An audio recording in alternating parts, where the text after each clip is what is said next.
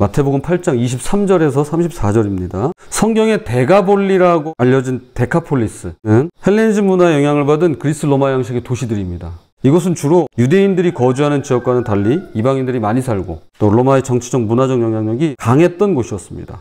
유대인들에게는 단순히 지리적으로 호수 건너편이 아니라 종교적으로나 문화적으로도 거의 다른 세계였는데 그 중에 한 곳이 바로 오늘 본문의 가다라입니다. 또는 거라사라고도 합니다. 그런데 예수님께서 풍랑이 몰아치는 위험을 무릅쓰고서 그곳으로 건너가시는데요. 그 이유와 더불어 오늘 말씀을 함께 살펴보도록 하겠습니다. 첫 번째, 순종하는 자연입니다. 23절 24절입니다. 배에 오르심에 제자들이 따랐더니 바다에 큰 놀이 일어나 배가 물결에 덮이게 되었을 때 예수께서는 주무시는지라. 먼저 갈릴리 호수는 해수면보다 무려 200m가 낮은 곳에 위치해 있습니다. 그래서 주변 산악지대에서 갑자기 강한 바람이 불어오면 큰 풍랑이 일어나곤 했습니다. 이런 지형적 특성 때문에 갈릴리 호수의 날씨는 매우 변덕스럽기로 유명했습니다. 갈릴리 호수, 디베라 바다 모두 같은 이름입니다. 그런데 이날의 풍랑은 보통이 아니었습니다. 어부 출신인 베드로, 안드레, 야고보, 요한이 당황할 정도였으니 정말 위험한 상황이었습니다. 그런데 예수님은 워낙 피곤한 일정을 보내고 있었기에 주무시고 계셨습니다. 그때 제자들이 어떤 심정이었을까요? 그들이 절박한 심정으로 예수님을 깨웁니다. 25절, 그 제자들이 나와 깨우며 이르되 주여 구원하소서, 우리가 죽겠나이다. 여기서 구원하소서는 그야말로 살려달라는 절박한 외침이죠. 자, 그때 예수님께서 일어나 바람과 바다를 꾸짖으시는데요. 마치 자연에게 사람 대하듯 하시며 말씀으로 꾸짖으십니다. 그 결과 아주 잔잔하게 됩니다. 27절, 그 사람들이 놀랍게 여기에 이르되 이가 어떠한 사람이기에 바람과 바다도 순종하는가 하더라. 바람과 바다가 순종하는 모습에 제자들이 깜짝 놀랍니다. 지금 자연이 예수님께 순종하는 것을 우리는 이렇게 부를 수 있을 겁니다. 기적. 이것이 왜 기적일까요? 자연이 자연계의 법칙을 갖고 있죠. 자연의 시스템이 있습니다. 그런데 이 자연이 그 자연의 법칙을 거스르면서까지 창조주의 말씀에 순종하고 있기 때문입니다. 이걸 기적이라고 부르죠. 이제 가다라에 도착하신 예수님을 귀신 들린 자 둘이 만납니다. 이들은 무덤 사이에서 살았고 몹시 사나워 아무도 그 길로 지나갈 수 없었다고 합니다. 당시 무덤은 부정한 장소로서 요즘 오늘날도 사실 우리에게는 두렵죠. 그 장소가 가지고 있는 어떤 의미가 있잖아요. 이 두 사람이 사회에서 완전히 격리된 상태였음을 말해줍니다. 그런데 놀라운 것은 두 사람 안에 있는 악한 영들의 반응입니다. 29절, 하나님의 아들이여 우리가 당신과 무슨 상관이 있나이까? 때가 이르기 전에 우리를 괴롭게 하려고 여기 오셨나이까? 하더니 악한 영들은 예수님이 누구신지 정확히 알고 있었습니다. 그뿐 아닙니다. 때가 이르기 전에 라고 말하는데요. 시간의 주권을 인정하고 있는 것입니다. 이는 계시록에서 말하는 무적행에 갇히는 때를 말하죠. 귀신들은 하나님의 시간표가 있음을 알고 있었습니다. 때마침 멀리서 많은 돼지떼가 먹이를 먹고 있었고 귀신들이 예수님께 간구합니다. 31절, 만일 우리를 쫓아내시려면 돼지떼에 들여보내주소서 하니 예수님께서 가라 하시니 귀신들이 나와서 돼지에게로 들어갔고 온 떼가 비탈로 내리다가 바다에 빠져 몰사하게 되죠. 이것은 유대인의 관점에서 매우 상징적인 사건입니다. 부정한 귀신이 부정한 무덤이라는 장소에서 살고 있다가 부정한 동물인 돼지에게로 들어가 바다, 그 당시 바다는 죽음의 세계를 가리켰습니다. 죽음의 세계로 완전히 사라진 것으로 단순한 귀신 축출이 아니라 완전한 정화를 의미합니다. 즉 자연계든 영적 세계든 모든 피조물이 창조주이신 예수님 앞에 순종함을 볼 수 있습니다. 자, 우리는 이것을 기적이라고 부르죠. 그런데 곧이어 한 가지 예상치 못한 아이러니가 등장합니다. 두 번째, 거부하는 인간입니다. 33절, 치던 자들이 달아나 시내에 들어가 이 모든 일과 귀신 들린 자의 일을 고하니 돼지를 치던 자들이 목격한 것은 단순히 돼지떼가 죽은 사건이 아니었습니다. 그들은 두 가지 놀라운 광경을 동시에 목격했습니다. 첫째는 많은 돼지가 한꺼번에 바다로 뛰어들어 몰사하는 초자연적인 현상이었습니다. 제가 퍼플렉시티를 한번 보니까 역사적으로 기록된 사건은 나와 있지 않고요. 그게 이제 온라인이나 인터넷상에 그렇게 나와 있는 그런 자료들, 이런 내용들은 없고요. 성경에만 있는데 돼지가 군집 생활을 합니다. 특별히 멧돼지 같은 경우는 거기에서 이제 왔으니까요. 그런 현상이 있고, 이런 군집 생활을 하기 때문에 자칫 실족해서 헛디뎌서 또는 뭐 길을 잃어서 이런 경우가 있다라고는 하는데 그 현상이 발견된다거나 역사에 기록된 내용은 없다고 합니다. 우리에게 기록되어 있는 최초의 기록이에요. 돼지떼가 한꺼번에 그것도 전부 다 뛰어들어서 낭떠러지에 떨어져 몰사하는 현상. 이걸 목격했고요. 초자연적인 현상이라 할 수 있겠죠. 둘째는 아무도 그 길로 지나다닐 수 없을 정도로 사나웠던 두 사람이 완전히 정상으로 돌아오는 기적이었습니다. 그러니까 하나는 미쳐 날뛰고 그리고 하나는 완전히 정상으로 돌아오고, 자, 이 두 가지 현상이었습니다. 생각해 보십시다. 가족으로부터 버림받고 무덤 사이에서 헐벗고 살던 사람들이 이제 옷을 제대로 갖춰 입고 정신이 온전해져서 예수님과 대화하고 있는 것입니다. 죽음거나 다름없었던 사람들이 다시 멀쩡히 살아서 돌아온 것이었습니다. 그야말로 기적이죠. 기적입니다. 그런데 여기서 놀라운 반전이 일어납니다. 자, 34절. 온 시내가 예수를 만나려고 나가서 보고 그 지방에서 떠나시기를 간구하더라. 이들은 놀라운 기적을 직접 목격하고도 예수님을 환영하지 못했습니다. 아니, 안 했습니다. 예수를 만나려고 나가서 보고 예수님을 만나러 왔어요, 실제로. 그런데 떠나달라고 간청했습니다. 예수님을 만나긴 만났어요. 그런데 떠나달라고 합니다. 처음에는 이해하기 어려운 바는 같지만 생각해보면 나름의 이유가 있습니다. 먼저 경제적 손실에 대한 우려가 있었겠죠. 수많은 돼지가 한꺼번에 죽었습니다. 엄청난 재산 피해를 입었습니다.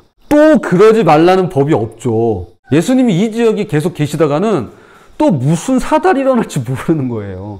덜컥 겁이 났겠죠. 그리고 이런 초자연적인 능력을 가진 분이 계속 머물러 있으면 앞으로 무슨 일이 벌어질지 모른다는 두려움이 있었을 겁니다. 두려운 거죠. 손해도 손해지만 두려움이 있는 거죠. 그런 의미에서 가다라 주민들의 거부 반응은 어찌 보면 지극히 자연스러운 태도일 것입니다. 왜냐하면 인간의 기본 태도는 거절과 거부이기 때문입니다. 특히나 생경하고 이해할 수 없는 것에 대해서는 더더욱 그러하죠. 이것이 바로 죄성에서 출발하는 인간의 본능적인 반응입니다. 우리는 낯선 것을 두려워해요. 저는 어렸을 때 캄캄한 밤에 저희 집으로 가기 위해서는 버스 정류장에 내려가지고 기찻길을 지나가야 되는데 그 기찻길이 옛날에 협계열차라고 해서 지금은 사라졌습니다. 그 열차가 다니던 기찻길이 있었어요. 기찻길 옆 오막살이 보이지. 그런 노래도 있지만 아무튼 오막살이까지는 아닌데, 그런데 그 밤에 그 기찻길을 지나가면요 사실 캄캄하고요. 그 당시에 무슨 가로등이 많은 것도 아니고, 그러면 어두컴컴한 그 기찻길을 이렇게 쭉 따라서 가는데 앞에 이제 사람이 인기척이 있으면 그게 저는 그렇게 반가웠었어요. 어린 마음에. 근데 제가 이제 크면서부터 알게 됐어요. 사람이 제일 무섭구나. 전 그래서 인기척이 나면 그때부터 무서워지기 시작하더라고요. 낯선 걸 두려워하는 게 사람입니다. 사실 그렇기 때문에 이게 우리 생존 본능이라 지금까지 살아남을 수 있었던 이유도 있겠죠. 그러니 여기 지금 가다라 주민들의 거부 반응은 어찌 보면 자연스러운 반응이에요. 사람은 본성적으로 변화를 두려워합니다. 설령 그 변화가 좋은 것이라 할지라도 익숙함이 주는 안전함을 포기하기란 쉽지가 않습니다. 가다라 사람들도 마찬가지였을 겁니다. 지금까지 살아온 방식대로 예측 가능한 대로 그냥 살고 싶었을 뿐이었습니다. 그냥 내 사업 내가 하겠다는데 갑자기 돼지다가 몰살했어요. 이게요, 안 당해보면 모르는 거죠. 사실 바로 이 지점에서 놀라운 대조를 발견할 수 있습니다. 해수면보다 200m나 낮은 갈릴리 호수에서는 거센 풍랑이 자연의 법칙을 거스르면서까지 예수님의 한마디 말씀에 즉시 잠잠해졌습니다. 악한 영들 또한 그분 앞에서 감히 대항하지 못하고 완전히 굴복했습니다. 사실 악한 영들 같은 경우는 본인들이 왜 오셨어요? 이러면서 벌벌 떨면서 본인들이 나가죠. 그러나 하나님의 형상으로 지음받은 인간만이 유일하게 그분을 거부할 수 있는 자유의지를 가지고서는 그 권리를 이용해서 예수님께 떠나달라며 요구하고 있는 것입니다. 이야, 이게 얼마나 아이러니한 상황인 거예요. 주객이 전도됐다고 할 수 있겠죠. 와, 주인이 오셨는데 객이 나가라는 거예요, 지금. 와, 어마어마한 거죠. 자연계도 주인을 알아봐요. 악한 영도 주인을 알아봐요. 근데 인간은, 와우. 우리가 여기서 이제 자리 꿰차고 앉아있는데, 여기 딱 눌러 앉아있는데, 진짜 주인이 오셨는데, 와우, 나가주세요. 그러는 거예요. 창조주 하나님께서 직접 그들의 땅에 오셔서 놀라운 치유와 회복의 역사를 보여주시는데, 정작 그들이 원하는 것은 그분이 떠나시는 것이었습니다. 그들에게 진정으로 필요했던 것은 예수님의 떠남이 아니라 따름이었음에도 불구하고 말이죠. 자, 이제 말씀의 결론을 맺겠습니다. 오늘 본문에서 바람과 바다가 물리적 법칙을 무시하고 자연계의 이 법칙을 거스르면서까지 예수님의 말씀에 순종한 것, 이것이 바로 기적의 본질입니다. 그렇다면 우리 인간이 본성을 역행하고 기본값인 거절과 거부를 거스르면서까지 하나님 말씀에 순종할 때 그것이야말로 진짜 기적이라고 부를 수 있지 않을까요? 우리는 거절과 거부가 기본값이에요. 패시브예요. 근데 우리가 이걸 거스르면서까지 하나님 말씀에 순종할 때 이걸 우리가 기적이라고 부를 수 있지 않을까요? 의지를 가진 존재가 그 의지를 굴복시키는 더 큰 기적 말이죠.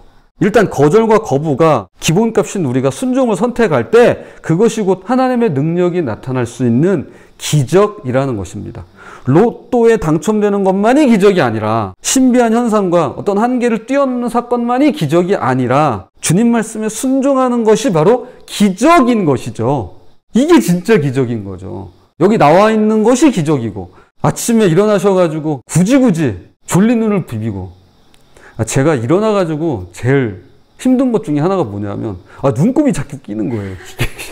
시간이 갈수록 얘가 근데 그렇다고 눈을 계속 비빌 수가 없잖아요. 제 눈에도 안 좋고 이게 아침 시간에 그리고 이제 한여름에서 점점 이제 밤이 길어지고 있잖아요.